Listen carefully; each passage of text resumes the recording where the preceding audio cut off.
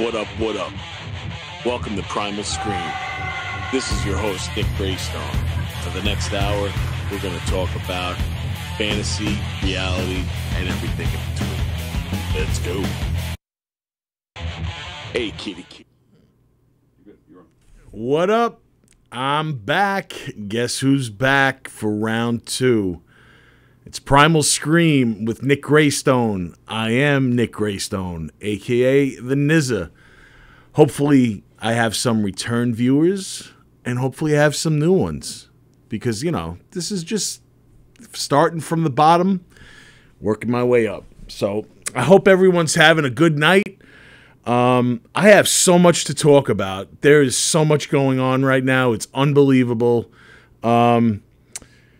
Yeah, I don't know. First of all, I just have to say that I am totally jealous of Keegs and Hershey for getting the sick lemonade I was watching before. I was like, that's amazing. Hopefully the lemonade guy's not too far away. But, hey, you never know. Maybe next time he'll roll in, because I would love a nice lemonade. That was beautiful. I guess I am doing some shout-outs. So, yeah, I just wanted to say thank you last week for my True Crime Obsession podcast. I was on there with Christine. She does her podcast through here. It was a very cool experience. Yeah, I had a great time doing that. We talked about the cases and stuff, and we talked about how we got into true crime. So that was always fun. That's always a subject that I love to talk about. Another podcast that I was featured on, I actually shot back in May that came out yesterday. It's called Knocking Doors Down. Now, this was a hard listen back for me to listen to this one, because I opened up about something that I'm not too vocal about. It's about my my past with addiction. And I tell my story on there. And like I said, it gets pretty deep. But definitely give that podcast a listen to. Also want to give a shout out to my good friend Savannah. She is celebrating her 3-year sobriety actually today. And she's the one that put me onto that podcast. So Savannah, good job. Just wanted to give you a shout out and say job well done. So originally I had an opening for this show. But as you know, in a New York minute, that can all change. And speaking of New York, I'm talking about hometown New York right now.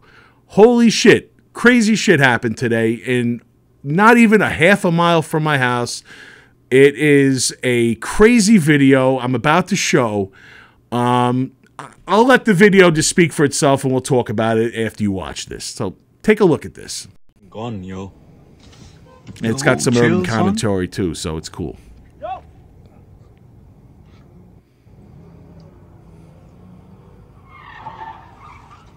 Whoa. I just... Yo, that's crazy. Very crazy. That's crazy. Loco. Unbelievable. So... Gone, yo. All that happened today right near the Carvel and the famous My Hero by my house. My Hero is famous for the Champ. But I say that the real champ right now is the NYPD for stopping something that could have turned 100% worse.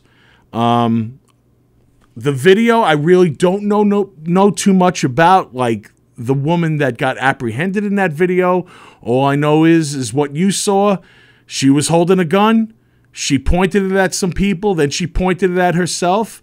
And one of the cops came and clipped her leg and disabled her enough for them to take her into custody.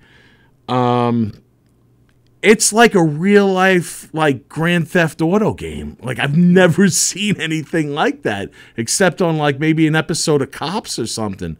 But so close to my house. So I guess, you know, in hindsight, Belmore was just a little bit jealous of Massapequa Park, because I guess they just wanted to up the game. Well, you got a comment on YouTube from Demon Scar. Okay. Describe what the video is showing for the listeners. So So what happened is a woman, she's holding a gun and she's pointing it, and then all of a sudden she points it at herself. Why she's doing this, I still have no idea. I've been trying to look to see updates. Obviously, she's in some sort of distress. She points it at herself, and then all of a sudden, a cop car comes out of nowhere and clips her leg, and she falls. And another cop comes running in, and they apprehend her.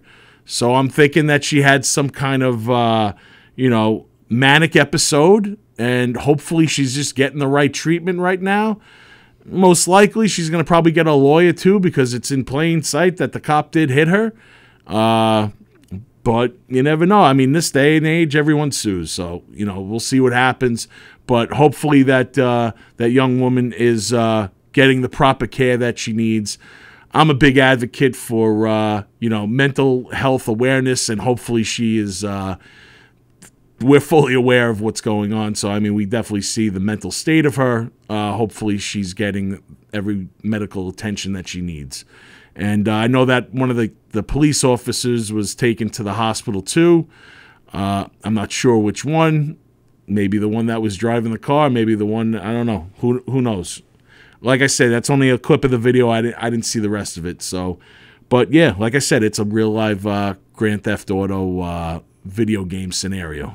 So, another interesting thing, when I was on my way here, I was having a little dinner and I had a fortune cookie and I cracked it open and there was no fortune in it.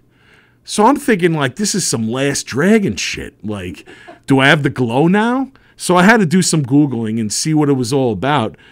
And what it says is something good's going to happen very soon. And you are being invited to script your life as you like it, which I like. And I love writing my own script because no one gets to tell your story or write your own story but you. And I love being in control of that. You should be able to.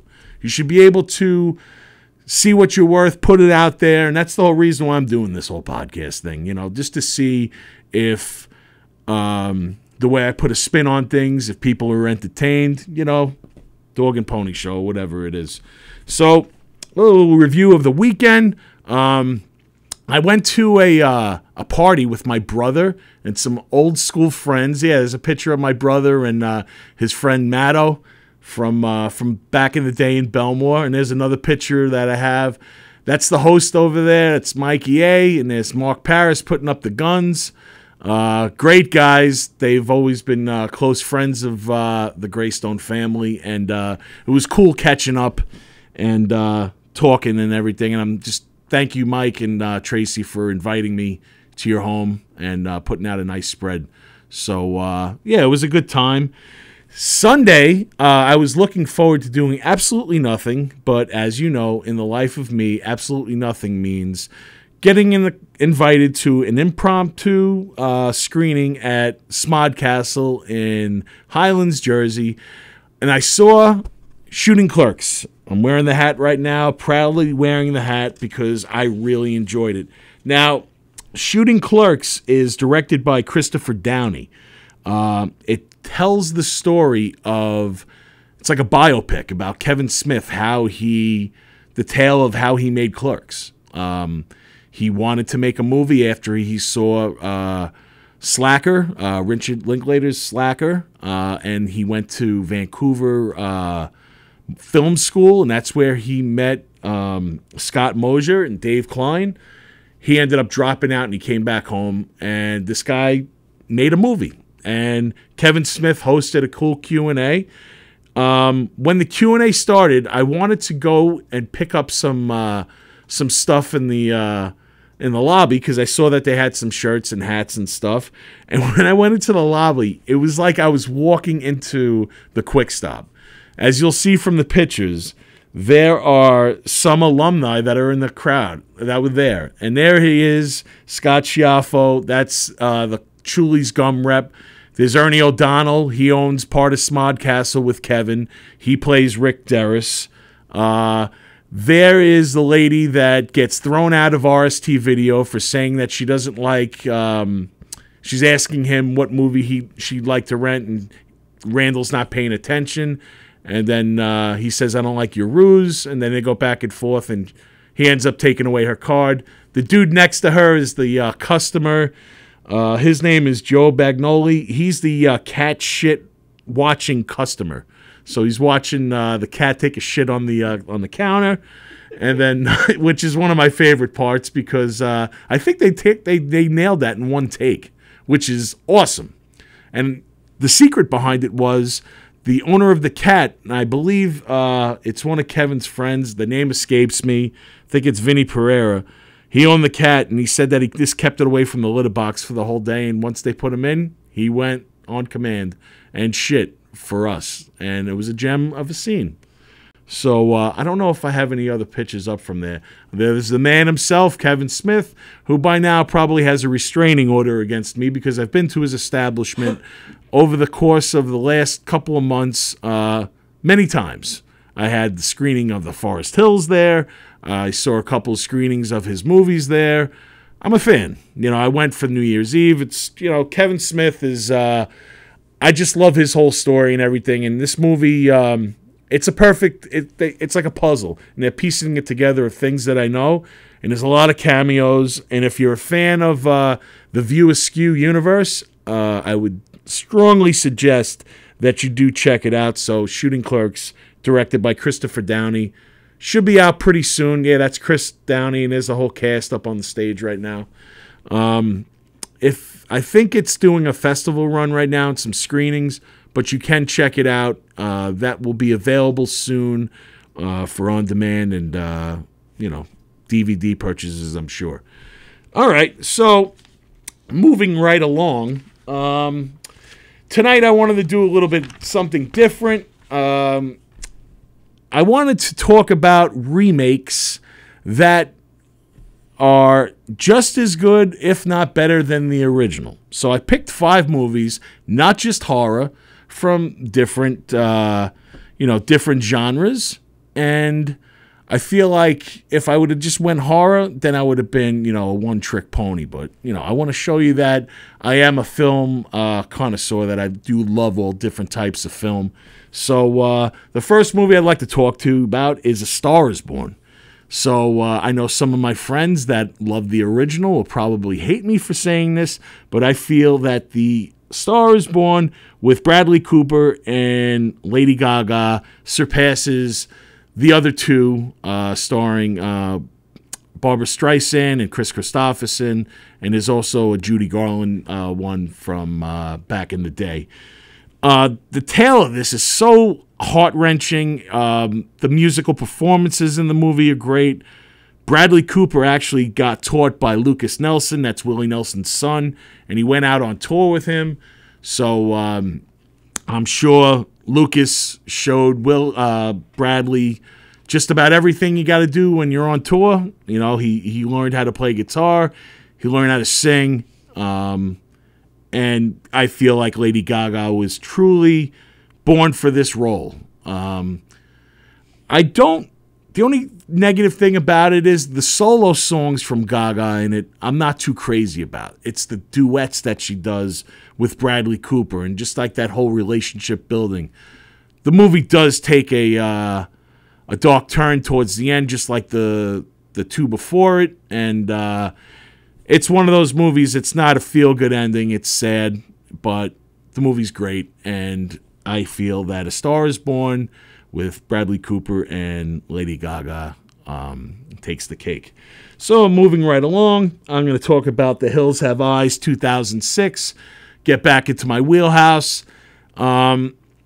This was directed by Alexandre Aja. Obviously, the original by Wes Craven is a cult classic. It's grainy, it's brutal, but Aja just takes it to that next level.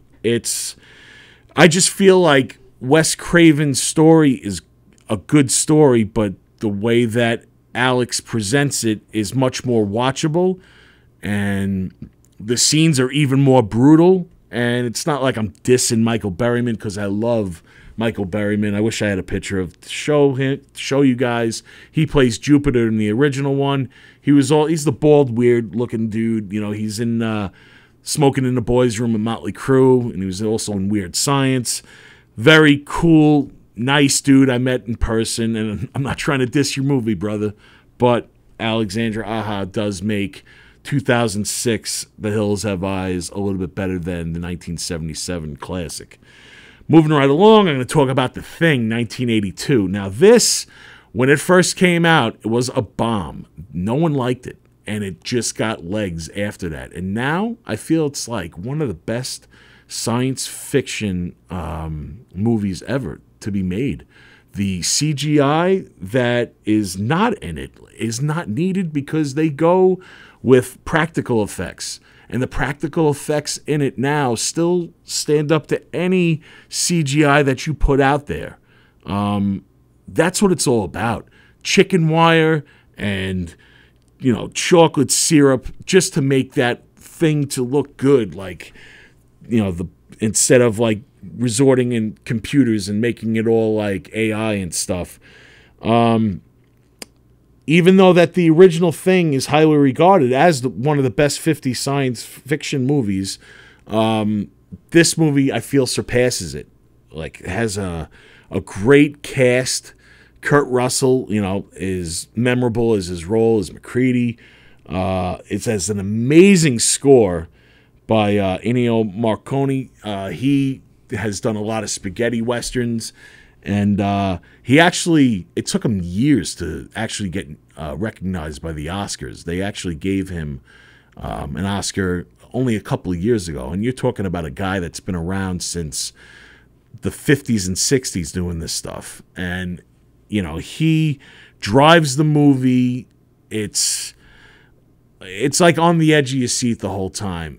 The best part about it, too, is the open ending. You don't know who exactly first got the monster transformed into them. There are theories online that Childs is actually the one that has it, and he offers him gasoline at the end of the movie to drink instead of whiskey, and that proves that he was the alien. But that's just that's a theory. I love the open ending, and just you don't know what you just watched. And you don't know the outcome. So that movie sticks with me for a long time. I do love it. The next one is Dawn of the Dead, 2004. Man, I mean, you're going against the godfather of the zombies, George Romero. But both highly regarded. The zombies are relentless in the new one versus the old the OG zombies that stalk, that are slow. It's the same concept. The strangers are held up in a mall. They're trying to wait out the zombie apocalypse. I feel like there's less social commentary in the newer one, which is amazing because I feel like as time progresses, a lot of people put their social agendas in film just to get their point of view across and stuff. So I guess George Romero had more to say back in the 70s than in 2004. There's brutal special effects in both. Tom Savini, one of the greatest in special effects back in the day. I gotta give a nod to the 2004. The brutal zombie birth scene is just. I can't say it's unwatchable for me. I'll watch it every time, but maybe not to the average, Joe. But in the end, I'm going to have to go with the OG, the godfather of the zombies, the 1978 original. Even though the 2004 one is really good, my heart lies with George. He's one of the greatest ever, and I miss him. I wish he was still around. So to round this one out, I'm going to go with, it could be considered, it is considered one of the greatest gangster movies of all time, and I'm talking about Scarface. The 1932 original was about the rise and fall of Italian immigrant Antonio Tony Caramonti, but this one is the rise and fall of a Cuban immigrant Antonio Tony Montana. Al Pacino just swings it out of the park with this one. Brian De Palma made a masterpiece. The characters in it are it's very quotable. You have a strong support cast. You know, Robert Loggia, Master Antonio, Stephen Bauer, and Michelle Pfeiffer. I do have to give also a shout out to Mark Margolis. He passed away last week. He played Shadow in the movie. He doesn't really have many lines, but Tony Montana actually shoots him at point blank range because they're following. It's the scene where they're following the politician out of the UN. Shout out to my pops because he did work at the UN. But I have to say that the scene where he kills him and he says, "I don't want no kids killed, you piece of shit," and he shoots him in the face, point blank range. It's just he was a great character actor. Unfortunately, he passed away last week. He played in Breaking Bad. He was Tio Salamanca. He's the guy with the bell. He was ringing. He was kind of not vocal in that one either. He also played the landlord in Ace Ventura. I don't know if anybody remembers that, but he's the one that rolls up behind Ace when he's trying to get into his apartment, and he's like, "Hey, Ventura, I hear him scratching in there. You got animals in there, Ventura." Like he plays all different types of roles. Like he showed up in like Aronofsky's Pie and Requiem for a Dream. So yeah, rest in peace, Mark Margolis. You were great as Shadow in this movie, and obviously I'm going to go with the Tony Montana Scarface for surpassing the original. So. That being said, I am going to move on to playing one of my friends' bands right now. Is a Long Island outfit. As you can see, I stick with the home territory. It's my friends from from Playing Dead. This is the first single off of their new EP. It's called Passion Fuels. And I'm going to play it for you right now, and I hope you dig it. So here it is. Come with me to waste all of your time on the things no one cares about, but they mean the world to you. Passion fuels the boat that floats around, and there's no need to carry me. I walk until they bury me. For now.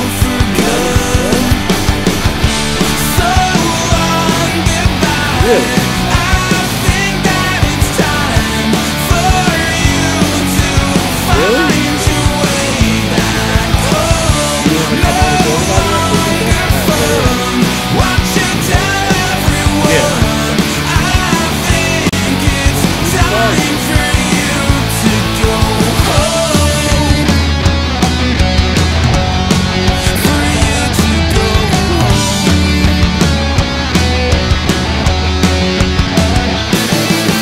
Come with me to love all of your life, and all the things you care about, and all the things that make you whole. Passion fuels the boat that floats around. I never knew Smile that. through every wave they throw, swim through all the parts unknown. For now, for good. So long goodbye. Really? They made it so. I can't believe it. It's time for you to find your way back home. No longer fun.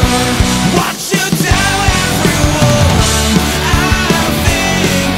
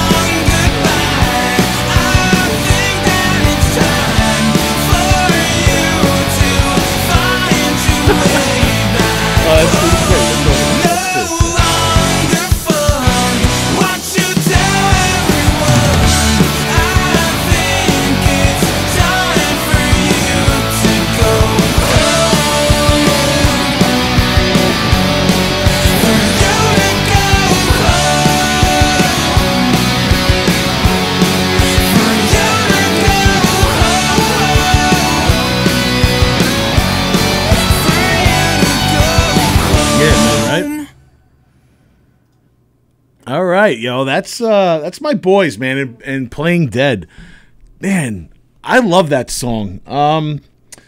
They're doing it right, man. I love when I see my friends like really going for it and pushing themselves out and putting themselves out there and everything. That album is produced and recorded by Jamie Siegel at J-Rock Studios in Mission Sound, Brooklyn. The band consists of Sam Hoyos on vocals and guitars, Dave Casale on bass, Rich Ferraro on lead guitar, Jason Rutowski on keys and synth, Mike Cervino on drums, and Jessica Rutowski backing vocal. If you're local, August 19th, their next gig, they're playing the Doggone Music Festival at Uber Geek Brewery in Riverhead. They're playing with my friends, Steve and the Not Steves. So, yeah, check out Playing Dead. They are at Playing Dead New York on Instagram, Twitter, all over the place. They're very cool guys, too, very approachable. Me and Sam talk shop about movies all the time and our love for Ford Fairlane and Art Mooney. So, again, guys, job well done with that song.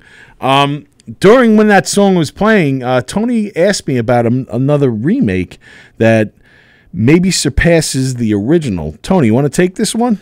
I was just asking Nick. He's talking about all these great remakes. I asked him about the movie Airplane.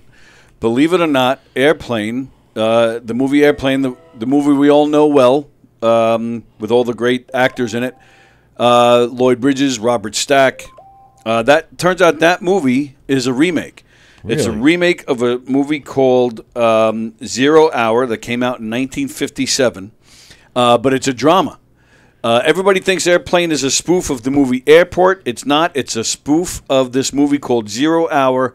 In fact, if you go on IMDb, it's got a huge description of this movie, and you can see it. The characters have the same names, but if you scroll all the way to the end, it says at the end, note, this movie, the movie Airplane is a spoof of this movie to the point where some of the lines are verbatim. And that's exactly true. That it's. I wonder if they talk about gladiator movies and stuff. And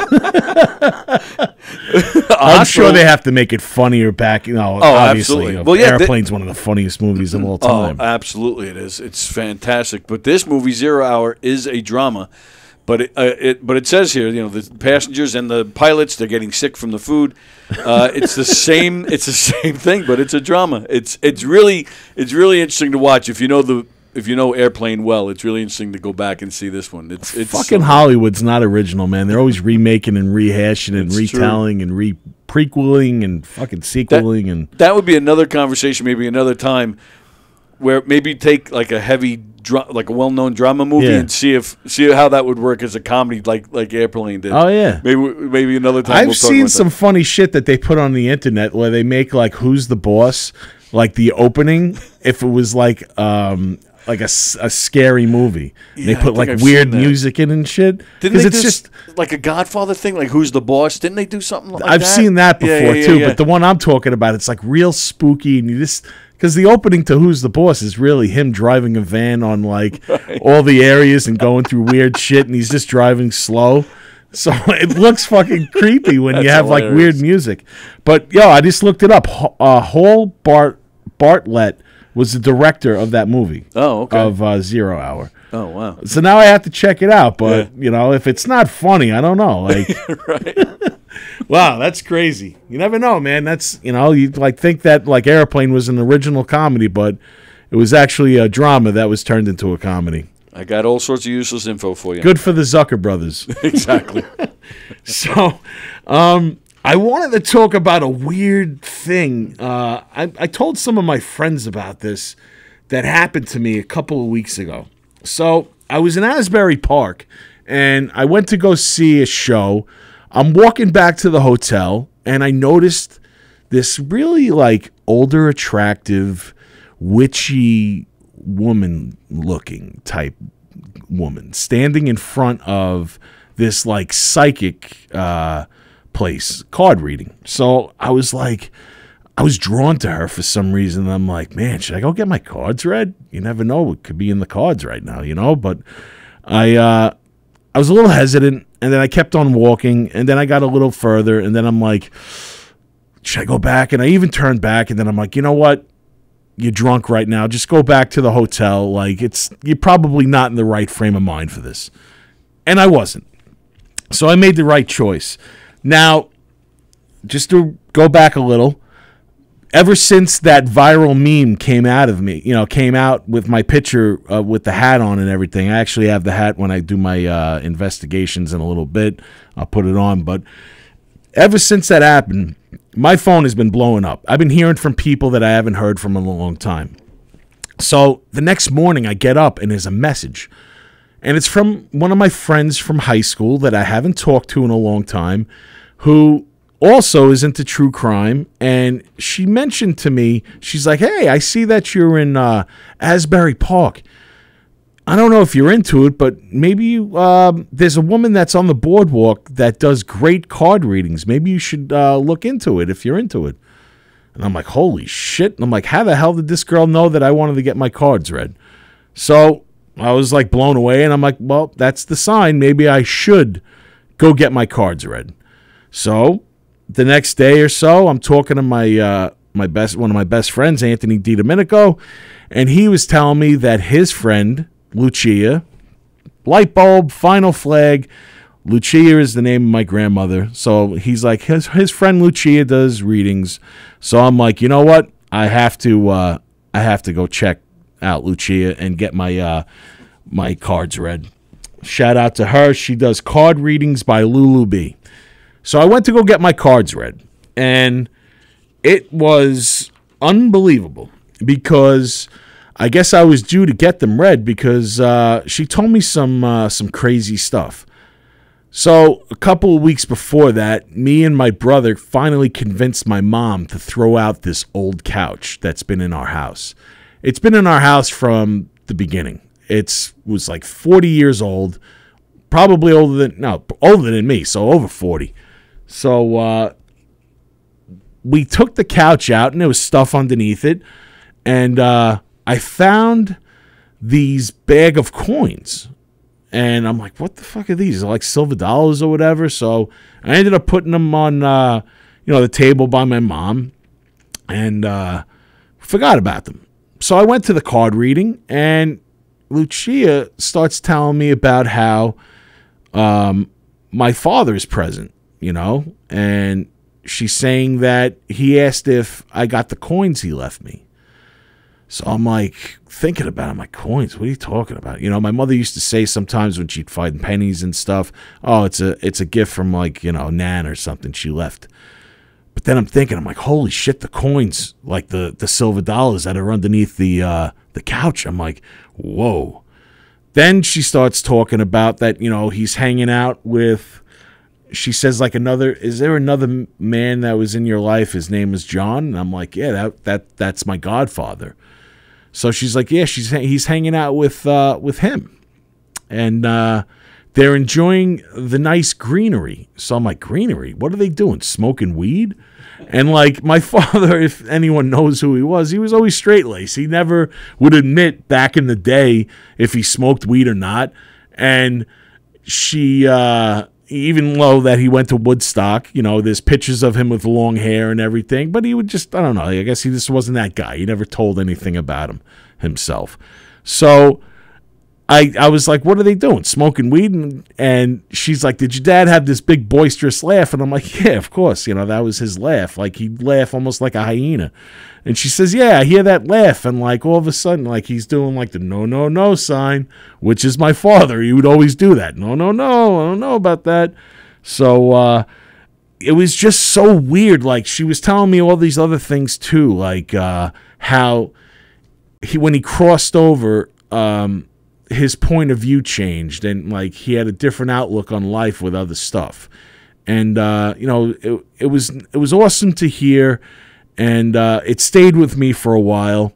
And then a couple of weeks go by, and Anthony tells me about this dream that he had with my dad and with Zoe in it, little Zozo. And he said that we were at the beach, which, first of all, my father hated the beach, and he was serving us empanadas. and my father and empanadas would never go together. So I guess he did change crossing over, because now he's serving empanadas on a beach to me, my best friend, and to my daughter. So I just thought that was such a weird dream, and it just, it's cool to know that his presence is still around, because I really didn't need anyone to tell me that it is, because I do feel it. I feel his presence strongly around me all the time. And Lulu, she said to me, that he was very proud of me, and and he said that he was sorry. And when, right before my dad passed away, he apologized for me taking care of him, because he didn't want me to see him the way that he was, and it was something that, like, I still think about, like, if he was a shitty father, I wouldn't have done it, but I wanted to be there for him, and he deserved it, and I guess he just wanted to get that out there again. And, if you're listening, Dad, it's okay. I was there for you, because you were there for me the whole time. So I want to move along before I start crying again. So can't be talking deep shit with that stuff, All right, so we're going to move along. I'm going to change my hat, because we are going to get into some shit right now. Now, let me get that hat on. All right, here we go. The armchair detective, onto the case. So now, the Rex Heuermann case, really, like I said last week, there's nothing going on right now that's too crazy. Today, they did take that swab of DNA that was court ordered, which is standard. They have to get that. They want to mark it up against the DNA that they found on the pizza, and the 10 bodies or whatever. But like, they just have to make sure that they're dealing with the right person. They did also have a press conference the other day with his soon-to-be ex-wife. She's planning on suing Suffolk County for ripping her house apart, which, you know what, my heart goes out to that family. Their house is up, their life is upside down. But, if you do have a serial killer that's possible, you have to, you got to look at every nook and cranny to close this case. So hopefully this family, they can move on from this. It's going to be a long time before they could actually move on, I'm sure, but we'll see. And again, I will bring updates as I hear them. But like I said, it's going to take some time for them to go through all this stuff. DNA analysis usually takes weeks at a time. The other night, though, I came to a thing. Last week, I was attacking Rosie O'Donnell. This week, I'm attacking Nancy Grace. I just had about enough of her shit, man. I used to like Nancy Grace. I used to like listening to her. But now I feel like, I don't know, I feel like she's like conceited in a way. Like, she'll come out and she'll start talking shit and like try to be better than everyone and like cut them off. And she's just like one of those people. You could say probably the most insane nonsense to her, and she'll be like, yeah. Oh, by the way, and then she'll just not even listen to what you're saying because she wants to get her point across. So I don't know, Nancy Grace, maybe you got to go to charm school and learn how to listen to people. And I just didn't like your whole approach on how you talked the other night on your show. So, but again, that's coming from the armchair detective. What the hell do I know about all this shit? I'm just a fan. So, now, moving right along, I've been sitting on this story for a while because I just didn't know when was the right time. About a week ago, I got a text from a friend about somebody. His name is Stephen Alowekix. That's his real name now, but his name that I knew him as is Stephen Alexi. So Stephen Alexi is a promoter. Those of you who know me know I went to this event. There he is. Handsome guy, right? All right, well, anyway, Stephen Alexi was the promoter of the event that I went to, an evening with or experience with Sylvester Stallone, or whatever he called it at that point. Because he changed the name of his company a couple of times. He's even changed his name. Like I said, the name that came across the feed was spelled Oleksewycz. I knew him as Stephen Alexi, which was a lot shorter than that, and he's changed it a couple other times. He's also filed bankruptcy a couple of other times. I also brought some other pictures just to show the other events that this guy has done. He's done some like A-list celebrities. You know, he's done, I believe, like Mike Tyson. He's done Mel Gibson. And I think he's also done De Niro and Arnold Schwarzenegger. Right. So the Arnold Schwarzenegger thing is actually interesting. Before the Stallone event, Stephen Alexi sold 60,000 tickets at the minimum of $350 to this event for Arnold Schwarzenegger. It was basically, you get to meet Arnold, and it was like a competition in the middle of it or whatever, and Arnold dealt with this guy once before because he's done shady shit, and he actually backed out like 3 days beforehand. Steven, at that point, was backed into a corner. He didn't know what to do. So he's like, you know what? I'll get everyone on the next round. You guys come to another event I put together. And that's what he always would do. He would pay the talent to come, but everything else around he wouldn't pay, and he wouldn't fulfill all the tickets that he would sell. So now for me, I went to this event, and I spared no expense, man. It was a red carpet event, black tie. I'm dressed more than I got dressed for my wedding at this point. I put some money into this. The reason I did it was, I got to be honest, the year before that was kind of shitty, and I felt like throwing myself the greatest birthday that I ever could possibly do. The night before this, I played the Whiskey Go-Go with Demon Scar, and then I was going to cap it off with a lovely evening meeting Sylvester Stallone, who has been one of the idols that I've loved throughout my whole life. I've watched Rocky so many times. It's one of my favorite movies. I was looking so forward to this event, so I went all out. I got the tux. I went to the event. So about a week beforehand, Steven hits me up in an email, and he says to me, we're only picking 4 people. Now, it goes to the highest bidder, so you could have a green room experience with Sylvester Stallone if you win the bid. Now, I'm thinking it's going to be in Beverly Hills. It's going to be big money. Not talking numbers now, but I'm going to tell you that I put a bid in, which was, it was pretty expensive. I just got hit with like a retro check, and I'm like, you know what? YOLO. You only live once. I want to meet Stallone. I want to tell him how much he's meant to me. It would be great, and you also get something signed by him. So I gave him a number. In a couple of days, I'm like, you know what? I didn't get it.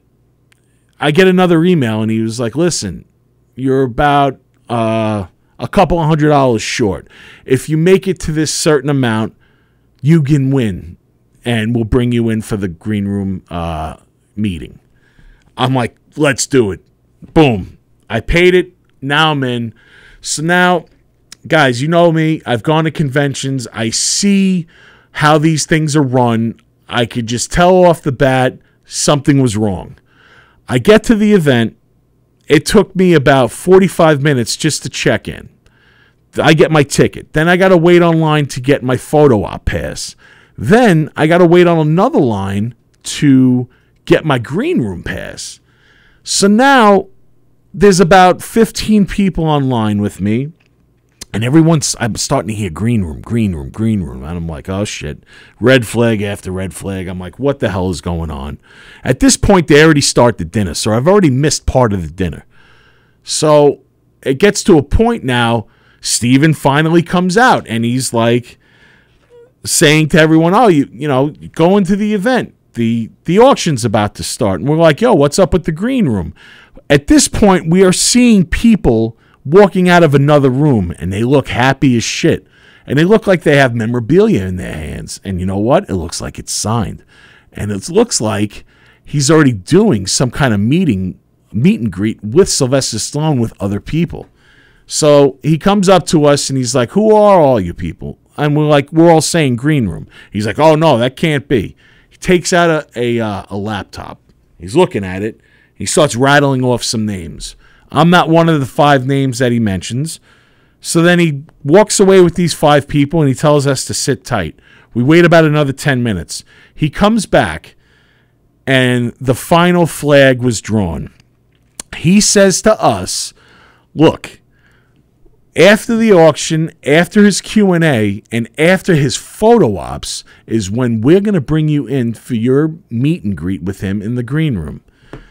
I could tell you this right now. There is no way that Sylvester Stallone, who's 70 years old, is going to be staying 4 to 5 hours extra to meet all these people, plus do that after Q&A. It's just impossible.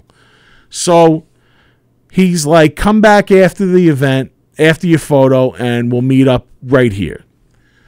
So now my attitude's changed. I'm on top of the world, and right now I'm feeling totally fucking homicidal, like I want to fuck someone up really bad.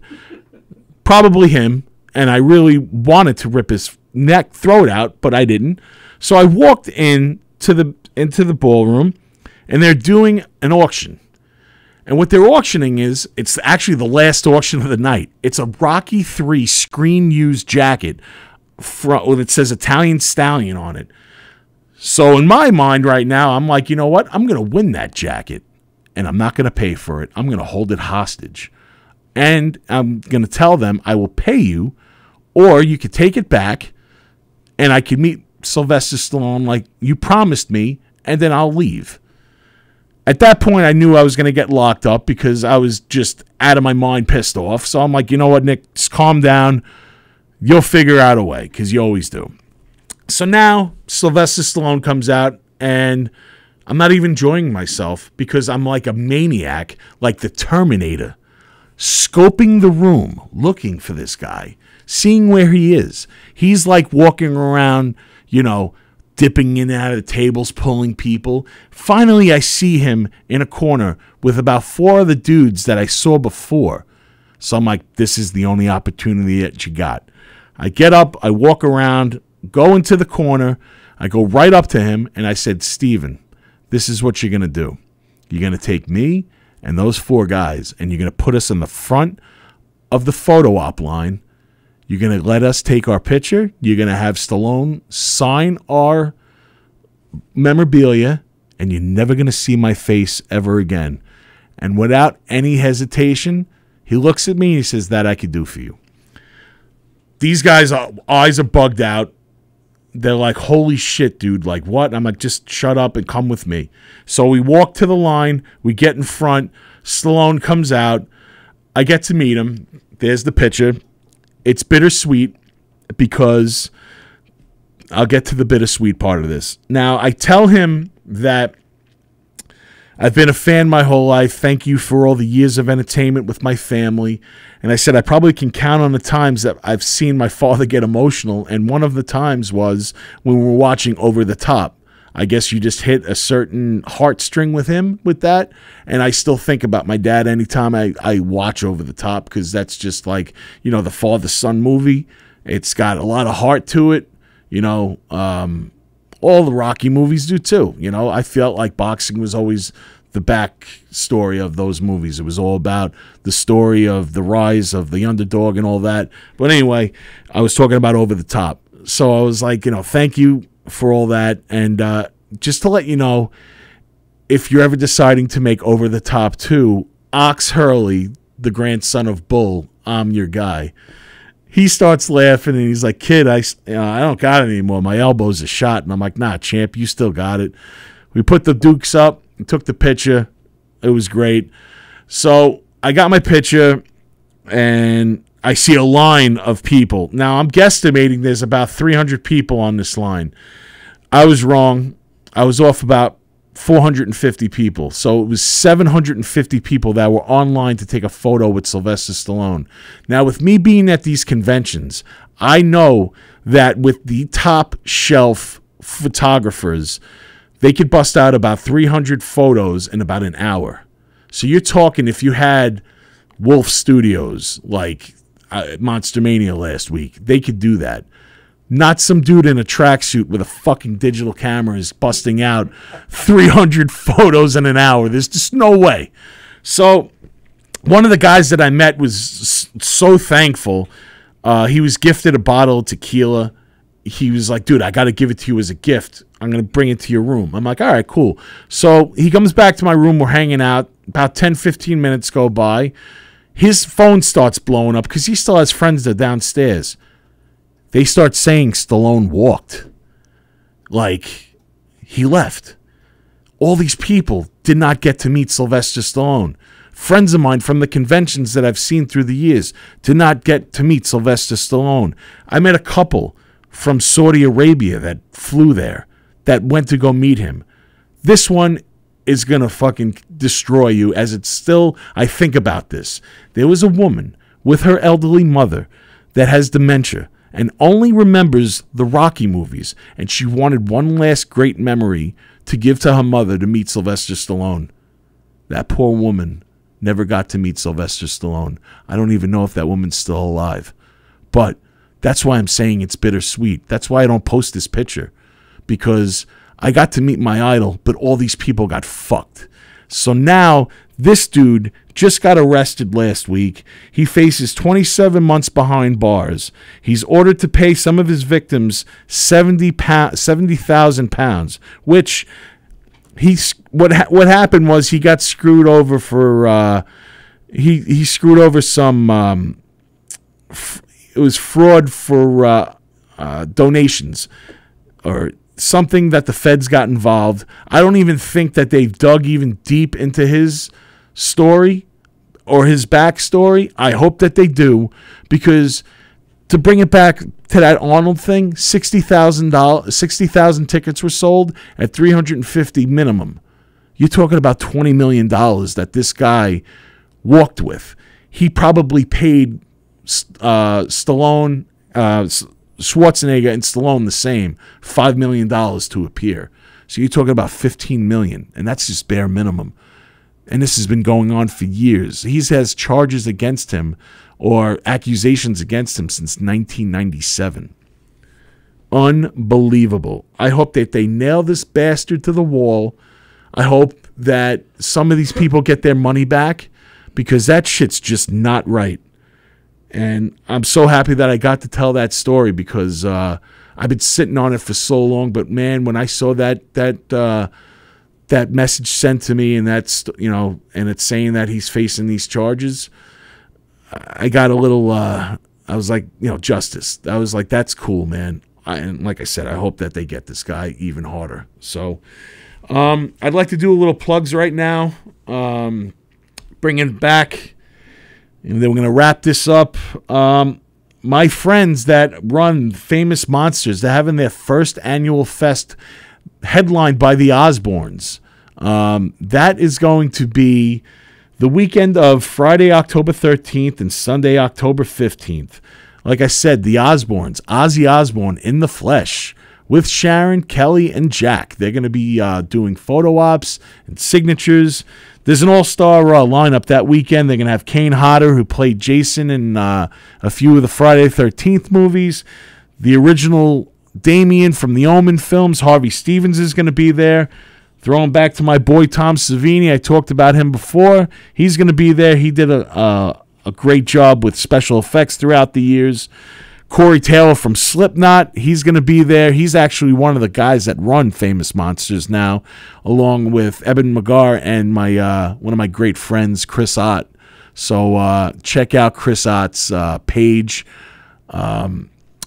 Monster Heel in London 1888. So this is going on at the Valley Forge Casino Resort in King of Prussia. So make sure you check it out. I'm going to be there. Little Zozo's going to be there with me. I also, actually, right before I wrap up, do you see that picture of Andre the Giant pop figure? It's, all right. I wanted to give a shout out to my boy who made this. My boy Tansky made a special pop figure for me. It's a Andre the Giant in his street gear, like in his suit, like that he wore for WrestleMania. I thought it was a cool gift, and it's a one-of-a-kind thing. And thanks, Tansky. I really do appreciate it. I wanted to give you a shout-out last week, but, I fucked up. So I also would like to give a shout-out to Schmidt's Farm. They're holding auditions coming up Saturday, August 26th at 1 p.m. and Sunday, September 3rd at 1 p.m. I do have a little clip. I don't know if it is available. It's me as the butcher. It's a video. Yeah, here we go. You guys see this. This is me in action. Meatpacking warehouse accident. Doing my little butcher thing. Since sat abandoned for decades. An open invitation to trespassers. In death, the butcher only desires more meat to rip. And with frequent trespassers at the warehouse, there's no shortage of meat for the butcher's hook. Visit Warehouse 31 from September 27th through November 2nd. Just be wary of becoming more meat for the butcher. Yeah, so that was me as the butcher. I'm going to actually do that character again because I love playing the butcher. I did that for Warehouse 31. That was a commercial I did a little while ago. I have to give a shout out to my sponsor right now, Cloud 8, Delta 8. They're the official sponsor of Primal Scream. Keep it legal and avoid the streets. Due to the simple fact you just don't know what is in anything these days, Delta 8 THC works well because it results in feelings of euphoria, happiness, and relaxation without the paranoia and anxiety that come with Delta 9 THC. Using this product may also help for medicinal purposes. So for all your info on this product, please go to cloud8delta8.com. All right, guys. Well, I think I got through everything. Yeah, just wow, that was a lot to unload. I hope you guys enjoyed it. Next week, Primal Scream will not be here because the room is going on vacation. But we will be back one more Tuesday at 9 o'clock. And then starting in September, I shift over to Thursdays at 9. I will keep you updated on everything. And if you guys miss me, slide in my DMs. I'll be happy to talk to you anytime. But with that being said, Nizza is out. Thank you for listening to Primal Scream. I'm Nick Graystone, a.k.a. The Nizza. Each week, Primal Scream is produced by Tony Walker and executive produced by Demon Scar. Always remember, nobody writes your story but you. Later.